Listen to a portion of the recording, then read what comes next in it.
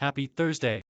In mythology, Janus is a god of transitions who is often depicted as a two-faced deity. A mere 3 sessions into the month of January, and some investors already may be feeling whiplash from a month that started out solidly enough, despite the buoyancy of treasury yields, only to abruptly be reminded that the accommodative monetary policy regime enjoyed for the past several years might give way soon to a less easy period. And large capitalization growth stocks, which have reigned supreme during the pandemic, finally may give substantial ground to value plays. But with less than a week into 2022, let's not get ahead of ourselves. 3 sessions, even a whole month, doesn't make a trend as we enter the sophomoric phase of the coronavirus pandemic. As per usual, send tips or feedback, and find me on Twitter at @ndecamber or LinkedIn to tell me what we need to cover. Most important, sign up here for ETF Wrap sent fresh to your inbox weekly. The good top 5 gainers of the past week: performance Van Eck Oil Services ETF OIH 11.0, North Shore Global Uranium Mining URNM 9.3, Illyrian MLP ETF AMLP 7.1, Global X MLP ETF MLPA 6.9, SPDR SP Oil Gas Exploration Production ETF XOP 6.8. Source: FactSet. Through Wednesday, January 5th, excluding ETNs and leveraged product. Includes NYSE, NASDAQ and CBOE traded ETFs of $500 million or GREET-R, and the bad top 5 decliners of the past week: performance Global X Fintech ETF FINX -7.0, Global X Cybersecurity ETF BUG -6.0, Global X Cloud Computing ETF CLOU -5.6, Wisdom Tree Cloud Computing Fund WCLD -5.5. First Trust NASDAQ Cybersecurity ETF CIBR -4.5. Source: FactSet. Traders of the Lost Ark. This probably isn't the start to a year that Cathie Woods was looking for in her suite of ETFs. The flagship ARK Innovation ARKK was down nearly 8% for the week, at last check Thursday. It isn't surprising though, right?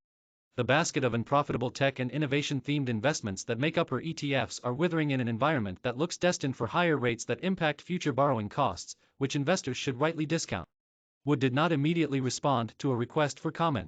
It isn't just Wood. It's the entire complex of information technology. Our assets need to be repriced for richer interest rate. If the Federal Reserve's December meeting minutes are any indication, we likely will see a range of tightening schemes, including the reduction of the U.S. Central Bank's nearly $9 trillion balance sheet, interest rate increases, with at least 3 hikes in 2022, in addition to the wind down of asset purchases. In some ways, this isn't tightening as much as it is normalizing policy that has included holding policy rates at a range between 0% and 0.25% for nearly 2 years, a regime the Fed soon plans to adjust to tackle COVID-fueled inflation spike. ARK Invest is in the eye of the storm. Wood has advised investors to maintain a long-term mindset, as far out as 5 years. Are there other options to ARK Fund? That said, ARK investments surged an average of 150% in 2020, and alternatives might not perform so parabolically, even if they are less stomach-churning on the downside. ARK investors are being reminded that what is inside the fund and not just a strong prior record will be the driver of ETF returns in 2022, Todd Rosenbluth, head of ETF and mutual fund research at CFRA, told MarketWatch. Higher-risk companies tend to be shunned in a rising rate environment, where investors prefer more profitable companies, the researcher said. Quality picks. The CFRA analyst recommends a few names that might interest investors eager to identify quality picks.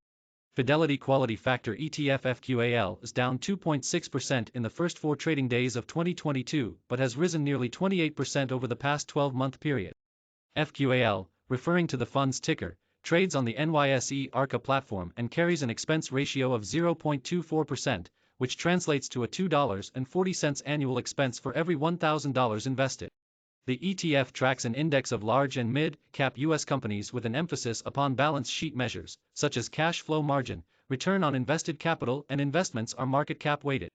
Invesco Quality Factor ETF SPHQ is off 2.3% in the week to date, but has registered a 26% return over the past year. SPHQ charges 0.15% and focuses on return on equity and consistent earnings and strength of earnings, with no single sector of the market representing more than 40% of the fund. It has been around since 2005. ETF.com compares that fund with First Trust Capital Strength ETF FTCS, which has a similar profile, with a focus on balance sheet strength. The ETF, which was launched in 2006, carries a fee of 0.56% and rose 22.5% in the 12-month period, but is off 2.2% for the week. Finally, iShares MSCI USA Quality Factor ETF QUAL has an expense ratio of 0.15% and is off 2.5% for week but up 23% over the past year. It is largest among the quality ETFs mentioned, with assets over $25 billion. The boat that floats? Let's give a shout to the SonicShares Global Shipping ETF boat, which aims to give investors exposure to supply chain issues that have popped up during the pandemic.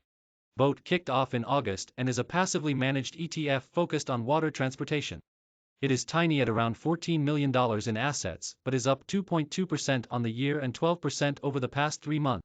Its expense ratio is 0.69%. Paul Sama, founder of SonicShares ETFs, thinks that shipping issues won't be resolved soon, a benefit for the global shipping companies that make up BOAT. Visual of the week via CFRA. Hunting for yield? Choose wisely, says CFRA. Here are some of the varying performances from dividend-oriented ETFs of 2021. Popular ETF reads Cathie Wood's ARK ETFs are in a deep hole. Already bond rout ignites more than $1 billion exodus from Treasury ETF. SEC delays decision on NYDIG Bitcoin ETF. ARKK versus VGT. Which ETF is the better pick for long-term investors? Schwab follows rivals with fee cuts on $13 billion in bond ETFs. As the ETF world booms, so do the risks. That's a wrap.